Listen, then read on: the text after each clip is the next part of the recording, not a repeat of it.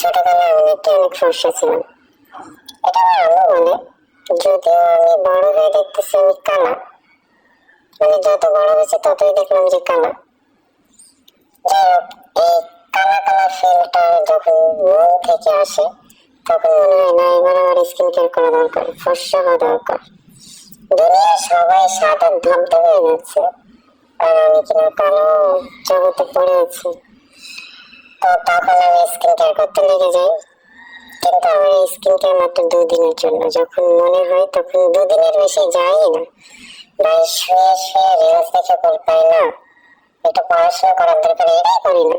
কখন করবো এই স্কিন কেয়ার? মানুষ কেমনে পারে ভাই এত টাইম নিয়ে স্কিন কেয়ার? সকালে একবার, দুপুরে একবার, রাত্রে একবার। আমার তো খাইতেই ভালো লাগে না।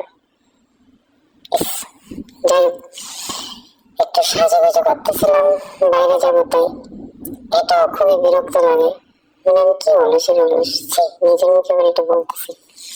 যাই হোক, আমার মনে হচ্ছিল যে আমি একটু তড়ি মারবো, টস করে আমি রেডি হয়ে যাবো, টস করে বাইরে যাবো, এবং বাইরে গিয়ে কোনো গাড়ি ঘোড়া উঠে রাখবো, টস করে তড়ি মেরে চলে যাবো।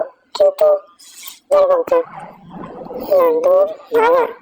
দুর্ভাগ্য, যাই একটু হবে, আমি জাদুকর না, এটাই বলতে চাচ্ছিলাম।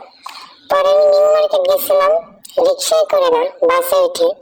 তারপরে এই জঘন্য খাবারটা খেয়েছিলাম, তারপরে বইটা কিনলাম, আর তারপরে এই সুস্বাদু পান খেয়েছিলাম।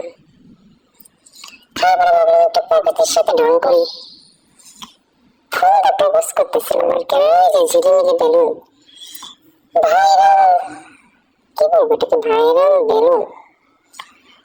এটা অবশ্য কিনে আমি তার বাচ্চা না যে টেস্ট করবো, আমার হিসাবে আছে।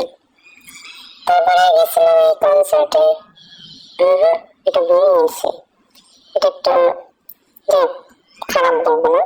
তো এই কনসার্টের আর কোনো ভিডিও করার কোনো কিছু নাই, সো তার জন্য আমি টিং টাং করে ঢং ঢং ঢং করে করে একটু এপাশ ওপাশের ভিডিও করতেছিলাম, কারণ লাইট গুলোকে ভালোই লাগতেছিল। ভয়েস দেওয়ার সময় যত সব কাহিনী হয়